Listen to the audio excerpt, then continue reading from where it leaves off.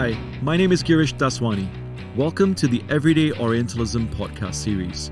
We're here to celebrate the 10th anniversary of Everyday Orientalism, a public platform through which students, academics, and citizens reflect on how history and power shape the ways in which human societies define themselves. The platform foregrounds the histories and political struggles that those in power often seek to erase. Defined by Palestinian-American literary scholar Edward Said, Orientalism is a Western style for dominating, restructuring, and having authority over the Orient.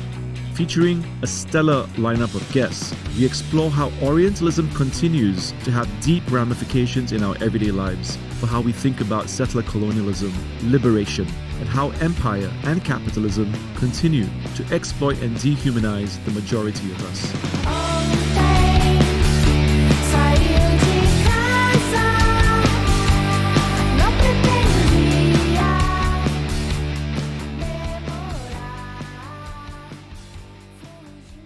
In his book, Representations of the Intellectual, Edward Said writes, "There is a popular but wholly mistaken assumption that being exiled is to be totally cut off, isolated, hopelessly separated from your place of origin. The fact is that for most exiles, the difficulty consists not simply in being forced to live away from home, but rather, given today's world, in living with the many reminders that you are in exile, that your home is not, in fact, so far away, and that the normal traffic of everyday contemporary life keeps you in constant but tantalizing and unfulfilled touch with that old place. The exile, therefore, exists in a median state, neither completely at one with the new setting, nor fully disencumbered of the old." Close quotes. For Said, being Palestinian was a state of chronic exile. What Isabella Hamad in her book Recognizing the Stranger on Palestine and Narrative calls exile as agony, but also as ethical position. With the destruction of 531 Arab villages between 1947 and 1948, an estimated 750,000 Palestinians were forcibly displaced from their homeland by Zionist forces during the formation of Israel. For those expelled from Palestine, like Said's family, this protracted exile has been accompanied by an insistence of a right to return to their lands and to their homes, and of self-determination. Commonly described as a Nakba, and often translated from Arabic as catastrophe, disaster, or calamity, this experience of mass displacement and dispossession has become a lived condition of the present. The Palestinian poet Mahmoud Darwish described 1948, or the Nakba, as the great tearing apart, and his own exile as a psychic and interior exile. He said, "I don't return, I arrive." No one can return to an imagined place or to a former self. For Palestinians, the Nakba is ongoing, mustamira, a process still happening rather than a discrete historical event. So, what does it mean for Palestinians to arrive, to recreate home, anchored in a place while being in exile, living as a refugee in a foreign country? In this episode, we speak to Michelle Obeid, an anthropologist and author of the book Migration as Anchorage, Ethnography of a Palestinian Family in London. Michelle's book focuses on what she calls the processes of anchorage in which the Gazawi family participate, a family from Gaza whose migration was not planned but accidental. While visiting their children in London, UK in 2007, and Abu Bashir discovered that they could not return home due to a siege of Gaza by the Israeli army. Already a diasporic family with one daughter living in Glasgow and two of their sons living and working in London, the couple applied for a 5-year visa and extended their stay. Soon after, their youngest son sought asylum in the UK. In 2008, when Israel started a war with Gaza, and Abu Bashir could not return to their home and business. Soon after, 2 other daughters joined them. In recreating home in London, the Gazawis started a family business, Al Zaytuna, the Palestinian cafe that offered homemade food, Palestinian cuisine anchored in the home. In starting their cafe, the family were not only reconnecting with Palestine, they were also recreating Palestine. The exile did not prevent them from recreating the feeling of home and being in a community. Instead, the family business provided them with an anchorage It allowed them to arrive. Their project of homemaking was not just about forced dispersal or about return, but also about a presentism. We are here now. It was about arrival. To quote from Michelle's book, "No one knows where we will be tomorrow," says Bashir. "But now we are here. This is where we have anchored." Close quotes. In developing an anthropology of anchorage, Michelle focuses on, to quote her, everyday practices that create a sense of holding fast in otherwise fluid times and place. Michelle Obeid is a senior lecturer in social anthropology at the University of Manchester. Her research explores post-war sociality, livelihoods, borders, kinship, migration, and food, with a focus on how people create home, community, and belonging amid uncertainty. She's the author of Border Lives, an ethnography of a Lebanese town in changing times from 2019, and Migration as Anchorage, ethnography of a Palestinian family in London, published in 2025. Hi, Michelle. Welcome to the podcast. Hi, Girish. Thank you for this lovely introduction. It's a pleasure having you here. And I want to tell everyone, and you as well, that I have taught your book in my class, An Anthropology of Transnationalism, and my students have been loving the book. I'm very happy to hear that. Thank you. So as a kind of an opening question, Michelle, can I ask you what brought you to this research project? What got you started and how did it actually begin? So my project was a postdoctoral project. I just finished my PhD and I lived in London for a little bit and I wanted to stay in the UK for a bit. And I developed a project on diaspora initially with trying to understand sort of like Arab migration to London. At that time, there was another anthropologist, Ramy, who was also a PhD student. He was doing incredible work on Arab migration, has a wonderful book about Arabs in London. And I started thinking of issues related to legality, and then it developed into wanting to kind of do a street ethnography, inspired by some migration literature that was pushing us to focus on relationships between communities and others outside of their ethnic or national communities. And so I thought I wanted to do a street ethnography. And then the project kind of changed a little bit as I started working with this family. And what I was drawn to really was precisely what you kind of raised in the introduction, which is how people create home in the temporary. So if you don't know how long you're going to be in a place, is it possible to create home? And if so, what are the conditions that we can create in order to feel that we are living at home? So this is how the project developed. I mean, it's a very important and interesting question. How do you create home in the present when where you have landed is not where you grew up or where you were raised or where you would ordinarily call home?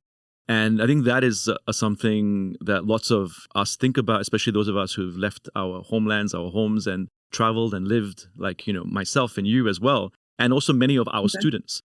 And the question of migration is an important theme in your book. But I also want to ask you about the specificity of the Palestinian migration. This happened in 2007. Can you tell me about the circumstances of what was happening at the time in Palestine, in Gaza, that caused this particular movement of the Ghazawi family to London, where they were forced to stay longer than they expected?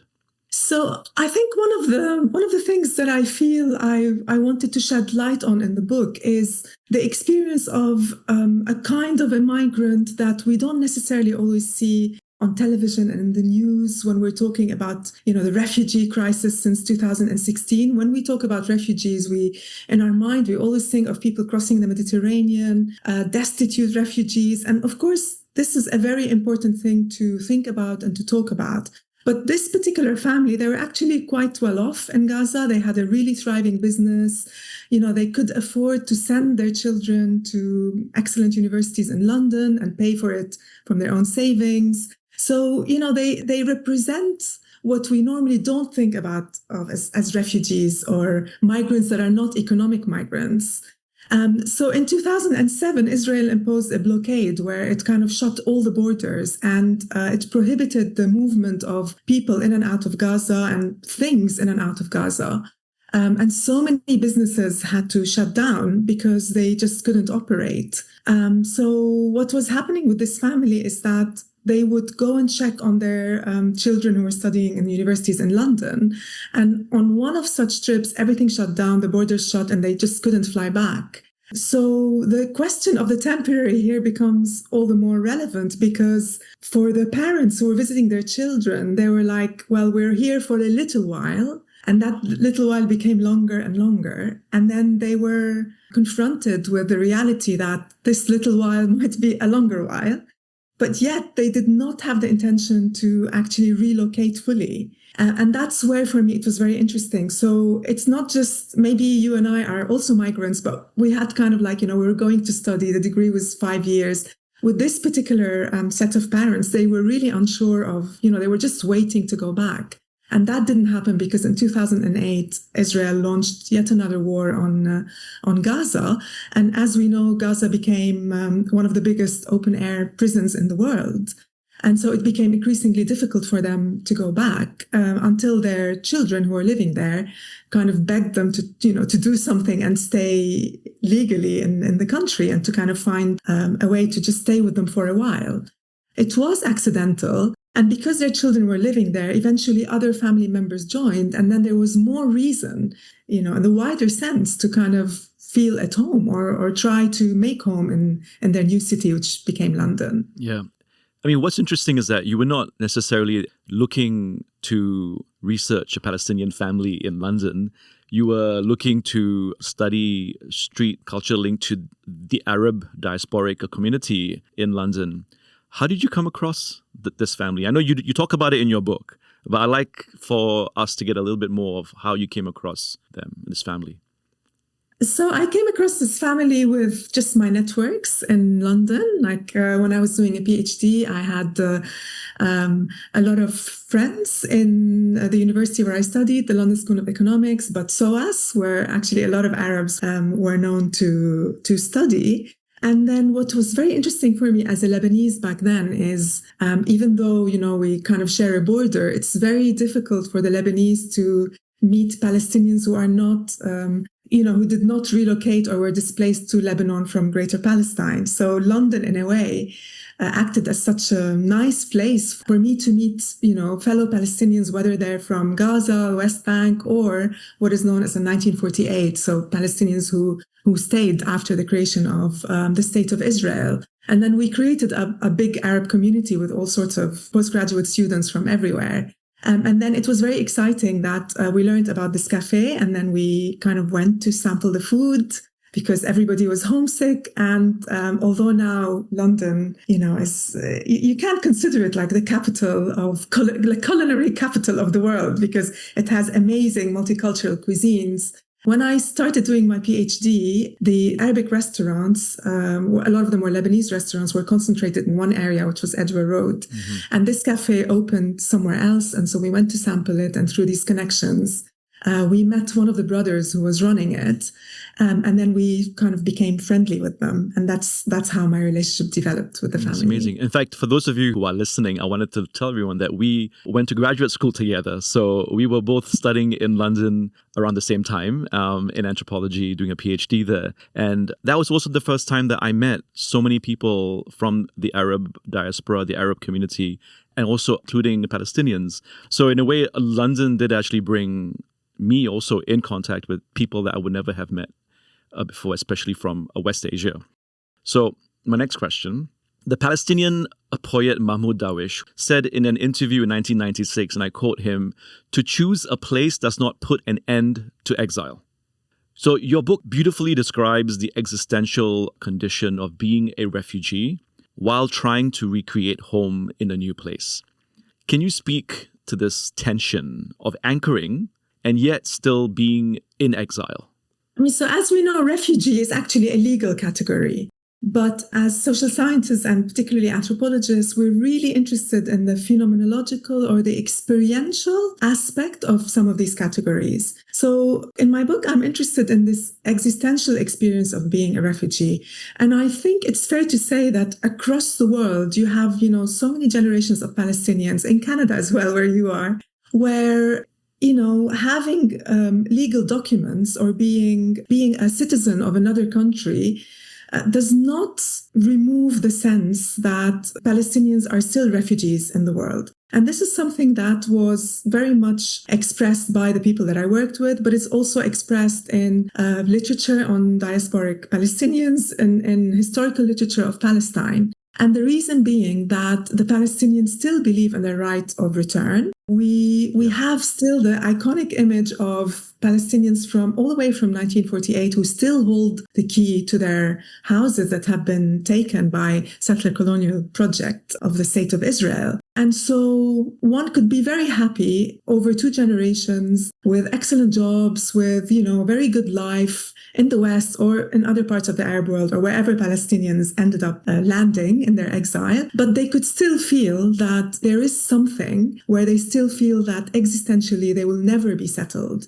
because of this kind of pull and desire and the feeling that they have a right to return home. So this is how I kind of deal with the issue of refugeeism in the book rather than as a legal category. And I try to really kind of explore what that means. And essentially, you could have both, where you kind of find happiness in a city like London, because this family indeed did. They're a very joyful family. They're very self-sustained. They make friends very easily. They're so charming. In the cafe, people are given free food all the time. And they're kind of drawn, like people are drawn into their orbit very easily. And they really felt a very strong belonging in London and a very strong ownership in London. And they wanted, so like one of the idioms that I use a lot in the book is bringing Palestine to London. There are so many ways in which they wanted people to learn about Palestine. And yet there was always that yearning. There was always that feeling that, you're kind of somewhere else. You're back home as much as you were in your new home. And so you could have that tension very much without it being necessarily a destructive force. But I do think it's important to pay attention to where and how it plays out in everyday life. I think your book does a wonderful job of showing both the joy of family bonds and connections of kinship, but also sometimes the tensions that come out of these same relationships. I mean, in every family, there are always going to be tensions. And I think you really bring out both the ways in which they come together to recreate family, but also Palestine in London at the same time, what this means for different members of the family and how it has a very different impact on them. So I want to come back to the point that you made about how you don't necessarily just stick to the legal term of refugees, but you try to explore what it means specifically for Palestinians with their right to return and their demand for self-determination. In The Question of Palestine, the book, Edward Said writes, I'm going to quote him again, "Despite that we are geographically dispersed and fragmented, we have been united as a people, largely because the Palestinian idea has a coherence to which we have all responded with positive enthusiasm," he writes.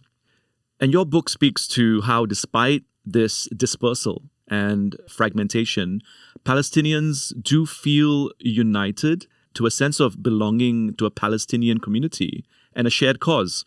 And for the family that you're speaking about, Al Zaytuna becomes that anchorage. Can you speak a little bit more about what this Palestinian identity is and how they recreated it in London? That's a wonderful quote from Said.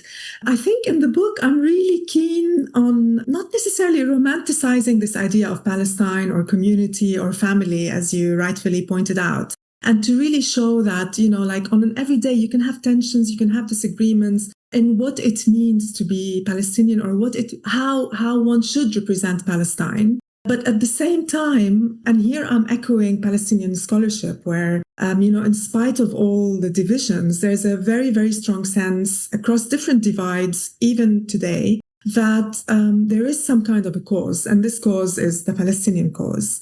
And people are united because of a sense of commonality, a sense of sameness, and this kind of sameness translates into a national feeling. Now, politically, logistically, ideologically, this might be very different. So the ideology of Hamas is very different to the ideology of Fatah and what have you. So what I'm trying to say is that I'm not representing one Palestinian voice, but I think there's acknowledgement across the spectrum of how Palestinians think politically and ideologically and what have you, that there is a cause which is Palestine, and that people feel united in their sense of this nation and the fact that they have the right to this nation and that they have suffered from the settler colonial project of the Zionist state. So in the book, I address this in different ways and at different scales. So on one hand, I address this through what it means to internally, for the family itself, what does it mean to have Palestinian practices? So what does it mean to eat? How do you treat your family? How do you treat your neighbors? How are you defined by certain values like hospitality or conviviality? And then I move to kind of show, well, what does this also mean in terms of the Palestinian community? There's a chapter in the book where I really kind of dig a little bit deeper into the tensions that are created when there is pressure on how to represent Palestine in a place like London, a mega city where people imagine big political decisions are made. And so in that chapter, I kind of show how through artistic production, like through a very nice neighborhood street festival, the kind of tensions that emerge of what's the program in just a 30-minute program, should we be doing folklore? Should we be showing that the Palestinians can do jazz fusion? Should we kind of focus on singing sad songs about the martyrdom and the victims of innocent children? And that created a huge, discussion within the Palestinian community. And the point here being that there is pressure on negotiating how Palestinians represent themselves and to the outside world at the same time. I mean, I love that chapter as well. And also, I remember earlier on in the book, there's a scene where the cafe is hosting a dinner and Bashir is inviting Palestinians from different sides or different places in the political spectrum, right? From Fatah and from Hamas, who have different political positions on what Palestine is and what it could be. But she's inviting all of them to the table to have a dinner with them, and how that becomes a way of bonding and uniting, especially since there is this shared sense of what it means for them at that point of being Palestinian. I think this is something particularly diasporic. I also see it with the Lebanese diaspora, for example, where back home people might have really, really opposing views. They might have, fought against each other in the war. And then in London, within a restaurant, there's something that pushes people to kind of like identify in the diaspora as Lebanese rather than as Christians or Phalangists or Shias or what have you. In the scene that I describe, it's actually an iftar. So exactly. It's in the month of Ramadan, where it's really important to kind of, there's a virtuous element here in this month. And like Muslims across the world are aware of how important it is to be, morality, ethics, virtue are really important in this month. And so, there's a scene where they're all sitting together and Bashir makes a point, even though she has her own political views and she's quite a critical woman. She kind of says, well, here, this is where we're together, we're sharing food. And in this act of commensality, we are kind of united. We are united by this food because we all eat it. We all consider it Palestinian. And in a place like London, you can't afford to be divided because this is the place where you need to, as I mentioned earlier, you are performing your Palestinianness. You're being kind of observed by others. And in a way, she and members of her family felt obliged to, in different ways, educate people about Palestine and the history of Palestine and the culture of Palestine. And they often did it through this cafe, whether it's through food or music or activities that they took part, like, street festivals or food festivals and things like that. I'm going to read you a quote from one of the discussion responses from my student. And they write, Al-Zaytuna becomes an anchor because it brings together home, nation, and belonging in one place. It is not simply that the family is working together, but that the cafe becomes a shared environment where Palestinian identity is lived and recognized, both by the family and by the wider community around them. I mean, it's a short part of a longer comment that she made, but I thought that perfectly describes what you just said. I think your student put it better than I would have. That's such a lovely way of expressing it, yeah. And another student, this is a quote as well. By blurring the boundaries between home and work, the cafe becomes a space where economic survival and family hierarchies are negotiated daily. Reframing transnational family life as less about cultural continuity and more about a collectively managing uncertainty through labor. And I thought that too. I mean, you have a whole chapter on family business and the business of family. Can you speak a little bit about what you mean by family business and the business of family? Yes. So the second quote is also really very interestingly worded by and articulated by your student. So I think in this chapter, what I was trying to do is to, again, show these tensions between what Bashir always thought of as containing the family or or uniting the family together through a project.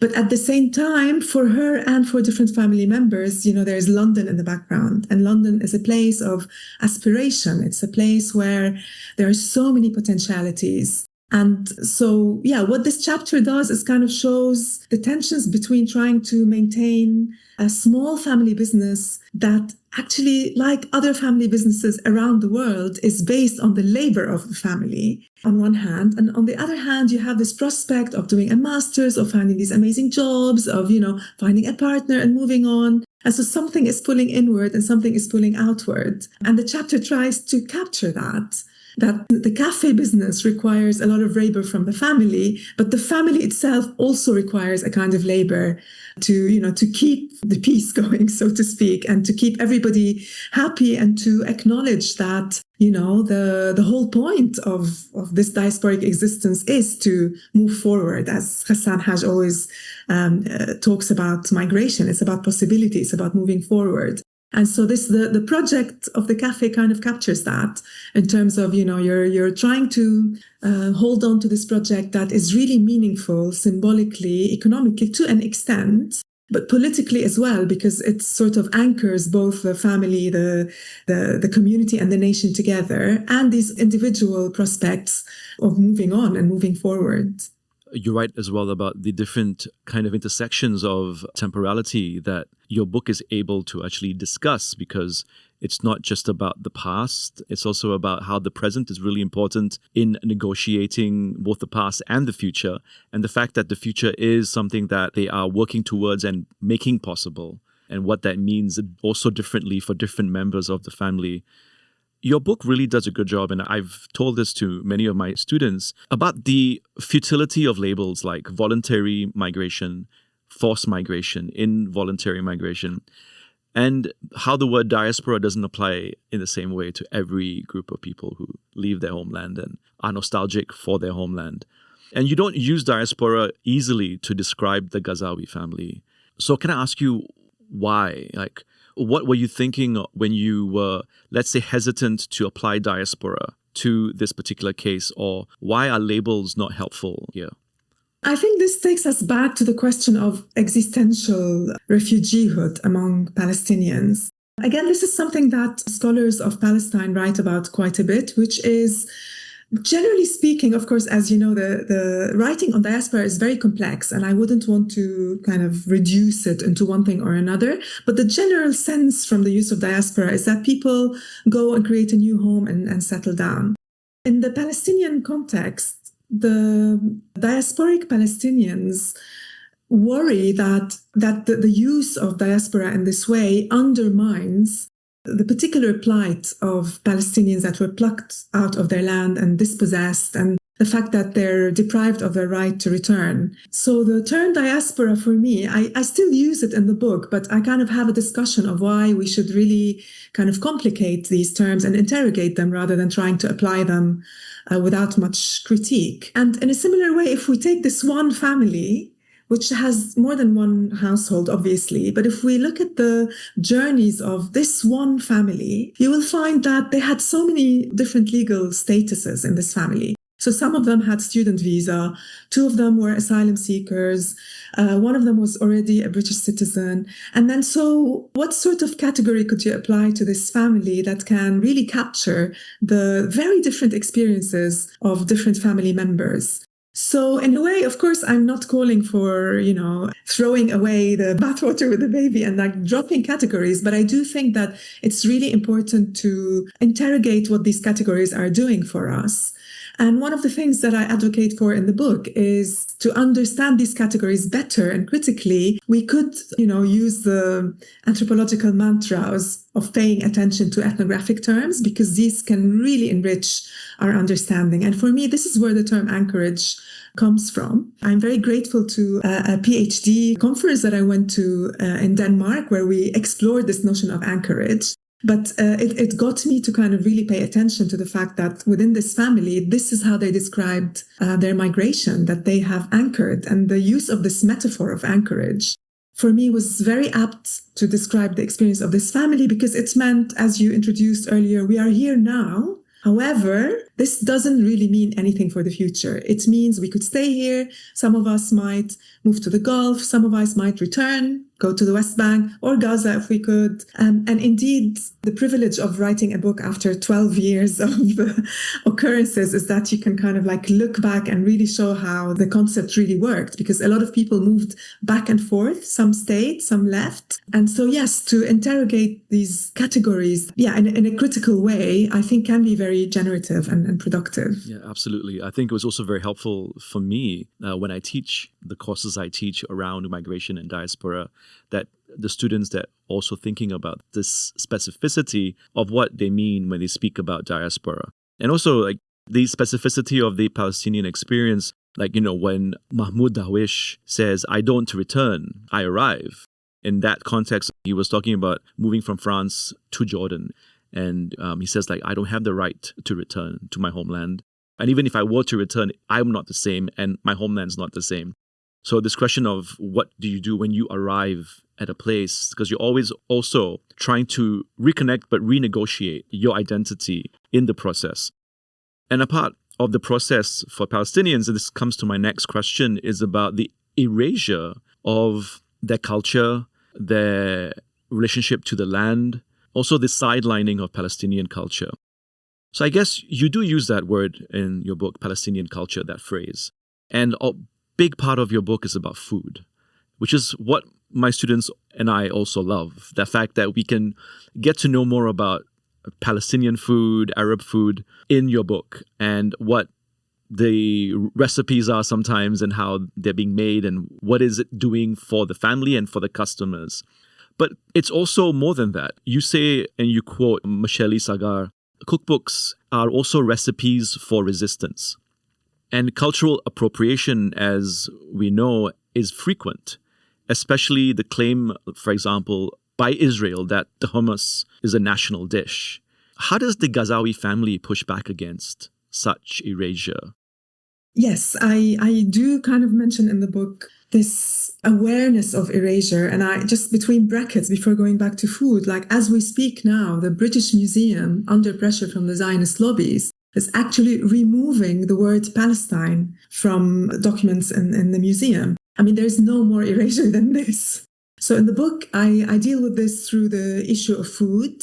I mean, one of the things that is very interesting, but also like very frustrating, is that with settler colonialism across the board, one of the ways of erasure happens through the claim of indigeneity. So now, for example, the Israelis claim indigeneity to Palestinian land, just like other settler colonial powers claim erasure to, New Zealand, USA, Australia. Like there's a lot of labor that is exerted in indigenizing, right? And so food is one of the areas where these so-called wars are kind of being played out, because there's the rise of what is called Israeli cuisine. Yes. Whereas, of course, Israel is a very new nation state. And although we should be very aware that food moves around, it flows across borders. If you look at historians of food, food is not subject to nation states, right? I mean, even Lebanese food is kind of like completely blurs into Syrian, Palestinian, etc. And then within the same country, you might have different versions of a recipe for the same kind of food. So, of course, we are aware of the fact that food is not unchangeable. But the problem is that when the origin or the influence is not acknowledged, then that becomes appropriation. And there's a thin line between celebrating the other and appropriating the other. And I think the problem with so-called Israeli cuisine is that there's an appropriation of food that is very much indigenous. And this is part of like a larger process of appropriation, not just food, but other things as well, names, streets, what have you, etc. So for the Ghazawi family, they often spoke about this in terms of authenticity. And again, here, for the listeners, I'm careful about how we talk about authenticity. I don't mean here that something is either authentic or not, but it's the way that people themselves understand what is it that makes something authentic. So in terms of, the hummus war or the falafel war, this is where these things are played out. A lot of Arabs and Palestinians and the Ghazawi family as well would kind of say, well, this is just not authentic. And this is done through a temporality of kind of saying, they've been doing this for, well, at least, the European settlers have been doing this since 1948 or whatever, or in the last 10 or last 15 years. We have done this for generations and generations. And I think cookbooks do something similar, especially Palestinian cookbooks. They invoke that, trajectory or genealogy, the mother, the grandmother, ancestry. And even when some of this work is romantic, and it romanticizes, of course, the mother and the grandmother and all of that, but I think it is doing a kind of work to establish a kind of a pushing back against the idea of erasure, that this food doesn't exist, or that it's not complicated, or that it's not sophisticated. The erasure, the cultural erasure, the renaming of villages and towns and street names and cities, just to remove all recognition and history of Palestinians who have been there for generations and generations, for thousands of years. It speaks really strongly through these food wars that people call them, right? It comes out really strongly in those particular avenues. And your book wonderfully describes how cooking brings family together and also different generations are together. There's one scene where you talk about Obeid, the daughter of Bashir, making makluba, and how Bashir explains to you how the cooking of hot food requires breath or soul, and only then you can actually consider it home cooking. And I believe, for me, that spoke really about how the connection to the family, to the soul, to the breath, to the land was all being made in that scene, in that the setting, in those statements. And at the same time, there are also other people making claims to that food, to that land. And in your book, you cite Leila El Haddad, a Palestinian co-author of the cookbook The Gaza Kitchen, A Palestinian Culinary Journey, as a good example of how cookbooks do actually create a way of resisting these kind of narratives of, let's say, Israeli indigeneity to Palestine. But I wanted just to point out, this is an interesting conversation for us here on our podcast, because we just interviewed a journalist who was working for the CBC and now is an independent journalist, Samira Mohyeddin. And when she was working for the CBC in 2021 for a podcast on food, she actually interviewed Leila about cultural appropriation of food. And the other co-panelist was a sociologist. And when the sociologist was talking about multiculturalism in Israel and how that was a way of, let's say, claiming other cultural dishes as a part of this multicultural environment in Israel, it hit Leila hard. She had to stop and say, well, we need to put things into context. And she mentioned the Nakba. And Samira then had to do a separate recording to explain what the Nakba was, which for all our listeners, if you go to the episode, you'll hear how she spent 8 months having to report to her manager because of all the complaints by people, especially this group called Honest Reporting Canada, about why that denied Israelis their own indigenous claims to land. That was the claim.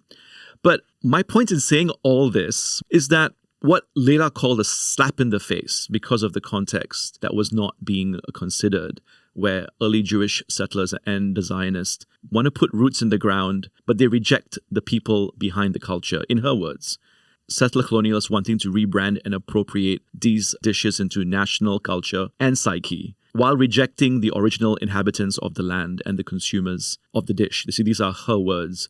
And so what was very triggering for Leila was how she was thinking about the survivors of the Nakba. And her book as well is very much based upon speaking to survivors of the Nakba. And in your book, you speak about the Nakba being ongoing. And you mention how it has a huge impact on how Bashir also thinks about being a refugee Can you expand on how you draw on that experience of the family, how the Nakba and how cultural erasure of, let's say, Israeli cuisine in London are somehow connected?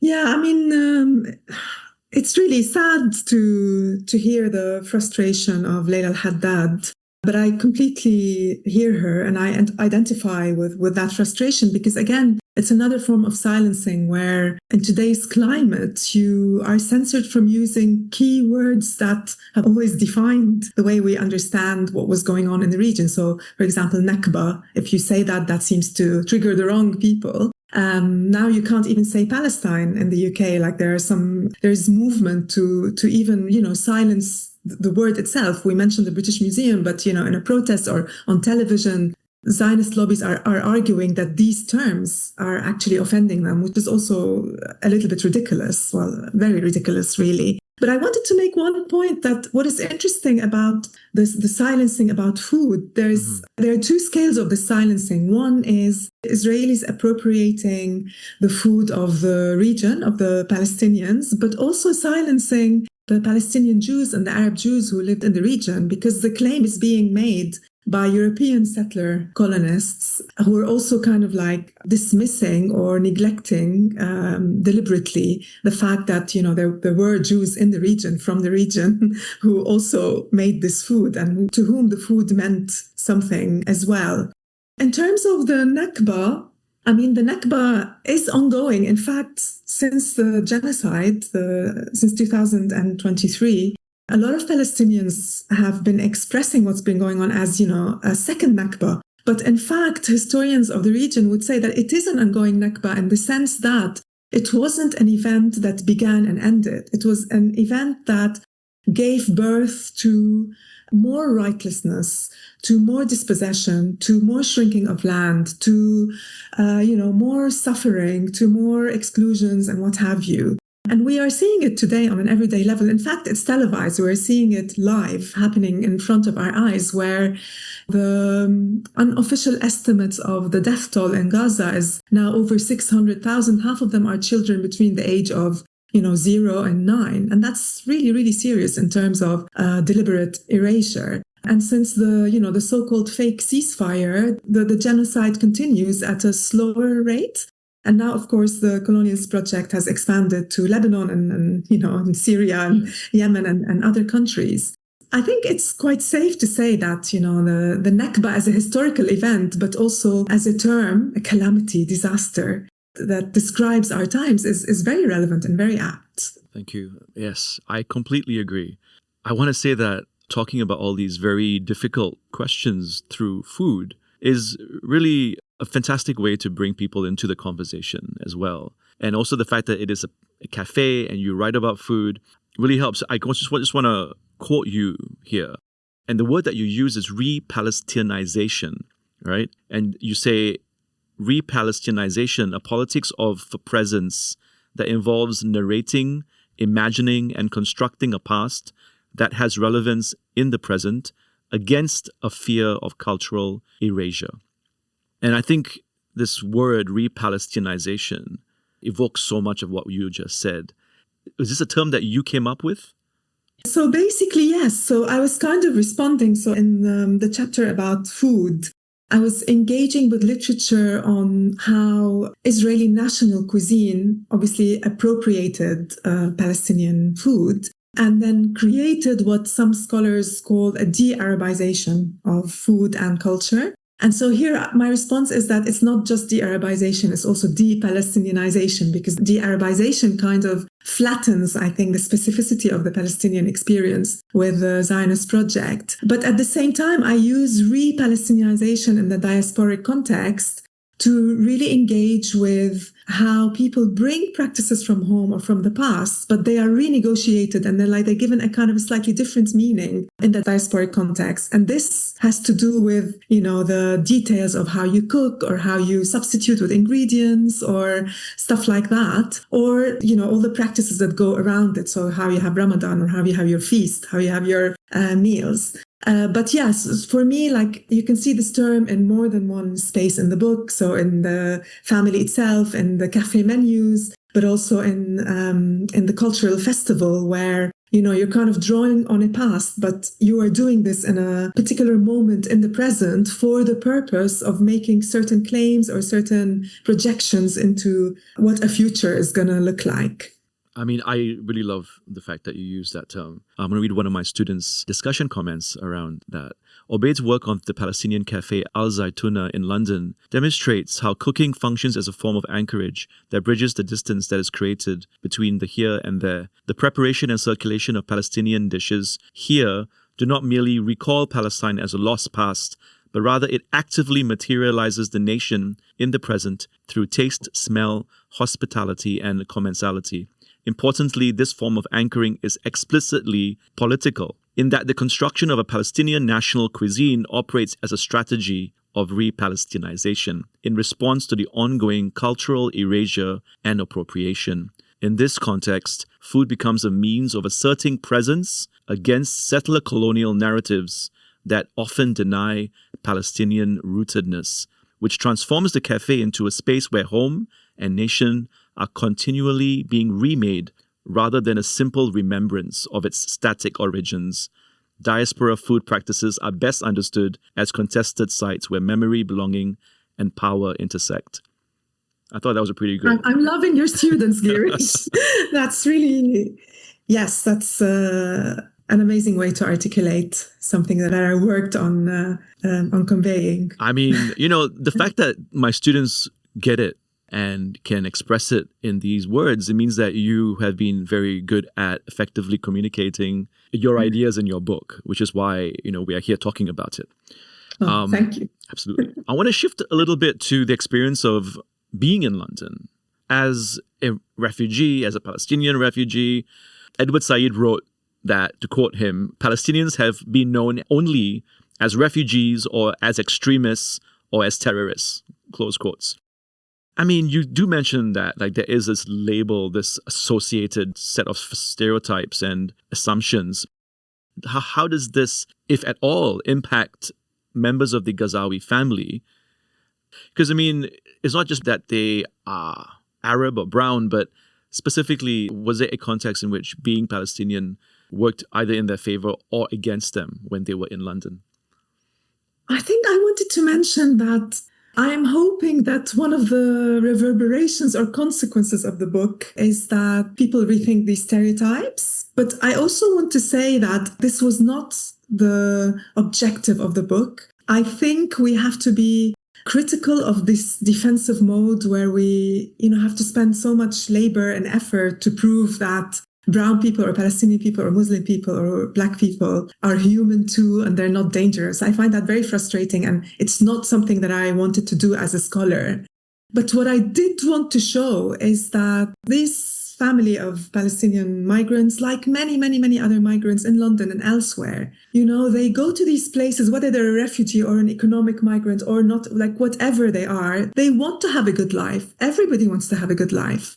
And people might do it in very different ways. And in the book, I try to pursue, how do these people make life in a very joyful way and in a way that enhances their quality of life, their vitality, their viability in this new place. And so that means that, of course, there are instances where there were kind of microaggressions. The book doesn't deal necessarily directly with that. And I think partially because my aim wasn't to kind of show that, yes, there's racism, but this is not the story. The story is about these people coming to a new place, bringing with them a whole baggage and wanting to share it in an exchange, because it's not that this family, like other migrants, necessarily rejected British culture. On the contrary, in the book, I show wonder and I show enchantment with things which they saw as amazing, like, this idea of a functional bureaucracy, or this idea of equality, or ideas of a street festival where, you can kind of share your cultural production with people from other countries and what have you. But I also show how there's disenchantment with this as well. No, absolutely. I think you actually say that very clearly in your book, and you say that you're pushing back against, what Ep2 calls a damage-centered narrative or story, where the intention through this form of ethnographic refusal, to cite Audra Simpson, is that you do not want to recreate forms of stereotypes and structural violences that people are already exposed to, right? And what you did in the book, which was the great part of it, is that you were focusing on also the happy moments, the joyous moments, the moments of laughter and just making fun of each other, how they were creating life amidst everything else, not everything else being foregrounded as being uncertain and life coming after, but life was always put up front, a community conviviality. And my students loved the fact that the cafe was the same place that they lived above or below, I can't remember, the cafe, and it was an extension of their home. So it literally, the children would be doing their homework or making their breakfast. They would be eating with the customers. And that sense of a family business, but also where family dynamics of caring and sharing and just being together really comes through in your work, and which was something that they loved. That's really great.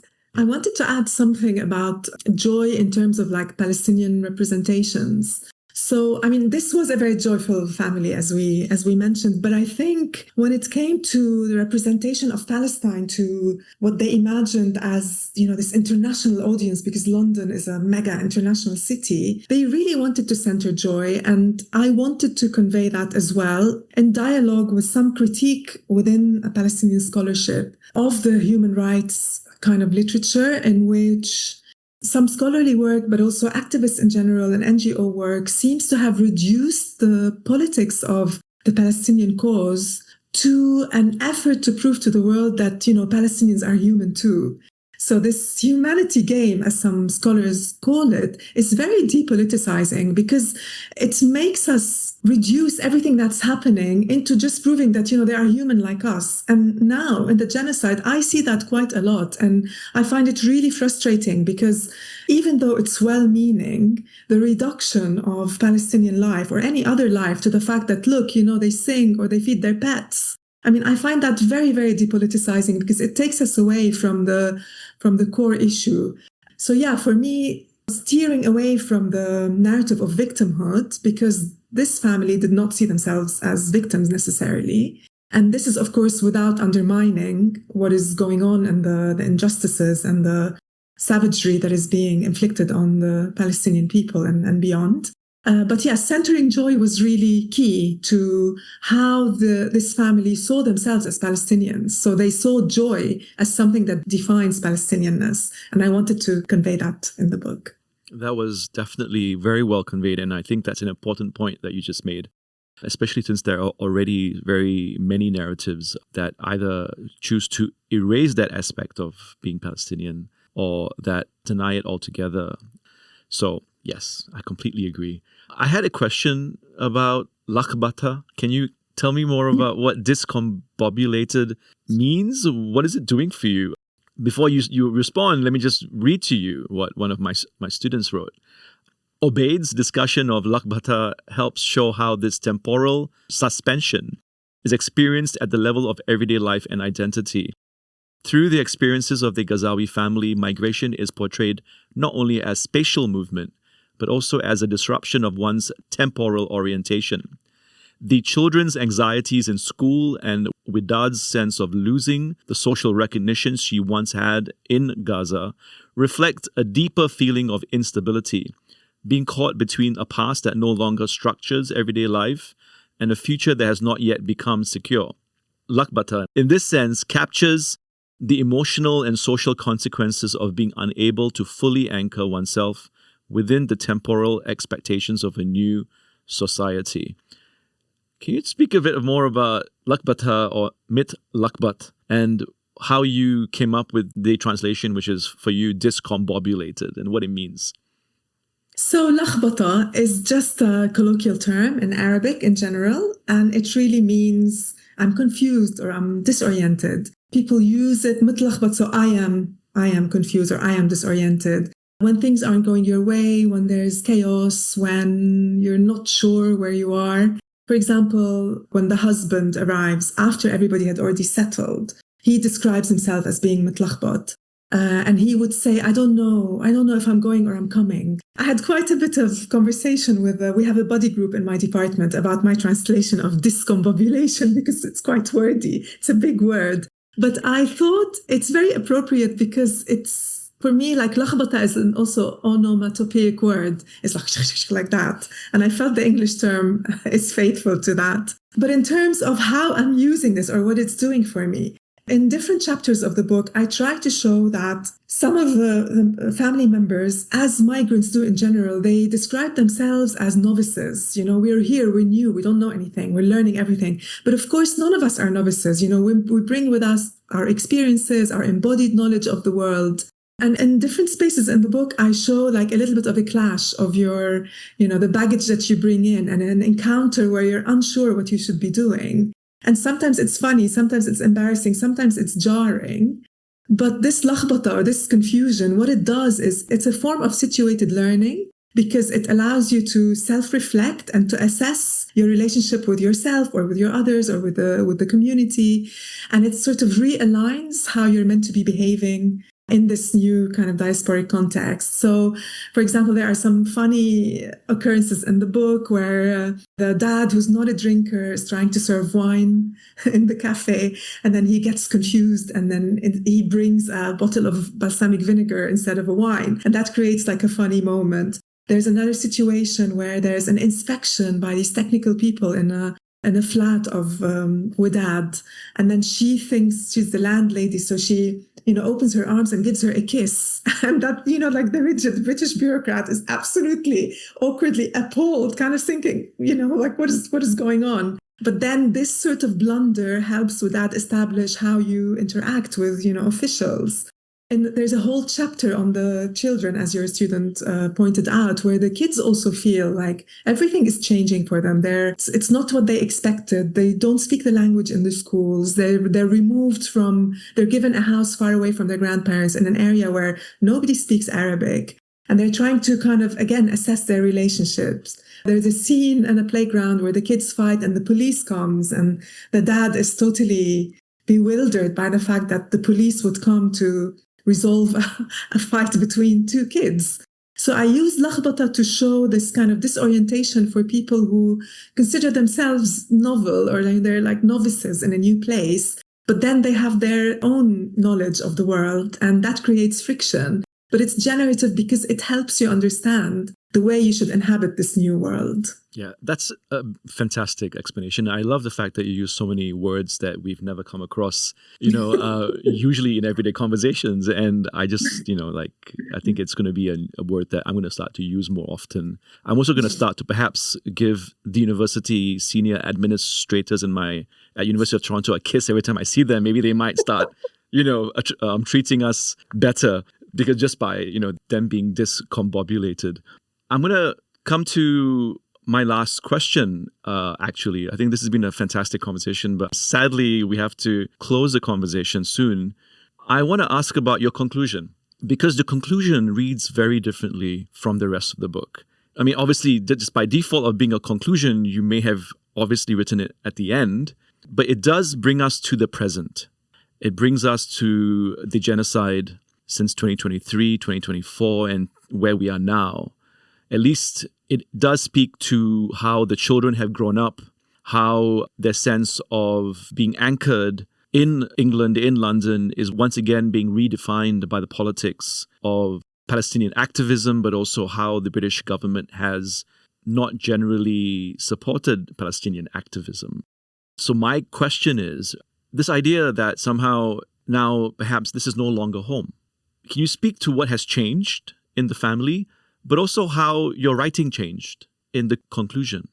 When I was writing the book, I thought it would be unacceptable not to mention the genocide. I mean, I began finalizing the introduction like a couple of months after the genocide. And already in the introduction, I froze a little bit because I was writing this historical section about what we were discussing earlier about, the existential refugeehood and the ongoing Nakba. And I froze because I thought I had to reread all these sources on Palestinian history. And I froze precisely because I thought I cannot believe the introduction was meant to contextualize the 2008 Gaza war. And here we are once again going exactly through something which has turned out to be much, much worse than 2008 war on Gaza. So by the time I got to the conclusion, I think what had happened is already like we were a few months into the genocide, and I'd been thinking of this concept of anchorage. And the whole point of anchorage is that, if you think of the water metaphor, is that sometimes there are storms and sometimes the water is still and you feel wonderful. And then you stop and you get off the ship and you sort of do your stuff. And then there's a storm and that completely discombobulates you or like upends your world. And so I'd been kind of checking on this family, and it was really harrowing because, this is a family from Gaza. The amount of people who died, their relatives, their homes, their extended families. There'd be, a strike one day on one building, which would have like 20 or 30 people from one family. And so the phone calls with this family were just absolutely harrowing in some sense. So there was that where, that had to be brought in because this is where the family was at in a moment of genocide. And the other issue is that I was thinking of this notion of the new migrant and enchantment. So in the whole book, one of the women, Wadat, who I write about, she was always enchanted. She always thought, this was a place of equality, of order, of education, of advancement. And this is something that her children took from her. So in the chapter on the children, they echo this. They're like, we're here because we want a better future. We want, everything is order. They have nizam, they have order, they have all of that. And I think the genocide really challenged that because it created disenchantment, because they realized that all of this is not for everyone. And so here for me, where I thought, well, yes, I'm still thinking through anchorage, because this storm of the genocide really kind of shook the sense of home for these people, because home, as the book and as all the scholarship on home tells us, home is an affective issue. It's about feeling at home. It's about feeling safe. It's about knowing what your future is going to be. So all of that changed a little bit. So by the time I got to the conclusion, I felt this had to be brought in. And in a way, like I was writing with the voice that I was feeling at that moment, which is a little bit less joyful than the rest of the book, because it was quite shocking, the reaction of the British government. At that moment in time, they had only just refused a ceasefire, which is already quite a big thing for the family. They're like, how can you encourage the refusal of a ceasefire? And of course, by now, the disenchantment has gone to totally different levels. But the very end of the book doesn't end with defeat, I hope, because it ends with Bashir, like the beginning, kind of saying, we're still here. And for me, that's sort of, I don't say more than that, but it's kind of opens up what this means, which I had covered in the book about creating life no matter what. And, since then, there's been a wedding, there's been a graduation, and, life goes on in spite of the... I'm going to read that last sentence of your book to close this conversation. On a video call with Bashir, I asked how she was doing. With her natural smile, she replied, "For now, we are still here. Who knows what will happen tomorrow? Still at anchor and never losing hope. Bashir and her family's future remain full of possibility." And I like how you end that. We need to hold on to that, to possibility and to hope. This has been a wonderful conversation, and everyone should read your book. And I will especially make sure that my students read your book every single year. Before we say goodbye, we have a question that we ask all our guests, because we think that you are someone who kicks ass, someone who writes an amazing book and who tells stories in ways that inspire people. So can you tell us, what songs do you go to, that you listen to, that allow you to feel inspired, that allow you to kick ass? First of all, thank you very much for your kind words. I hope everybody who reads the book finds it helpful and relates to it, whether or not they're Palestinian or Arab or migrants. What inspires me? I listen to a whole range of different songs, pop Arabic music, to jazz, to classical music. I don't think necessarily, I don't always go to one song, and I'm always listening to new music. But I've come across a new album with a really, really beautiful song. The album is called Momoko. And the artist is called Momoko Gill. And it's kind of jazz music, but her song, When Palestine is Free. It's just, the lyrics are amazing, and I think the musical composition is amazing. So I've come across this very recently, and I've been quite enthralled by it. Thank you for sharing that song with us, Michelle. And thank you for being on our podcast. You've been an amazing guest, and I hope everyone gets to read your book. Thank you again. It's such a pleasure. Thank you so much. I'm honored to be on your podcast.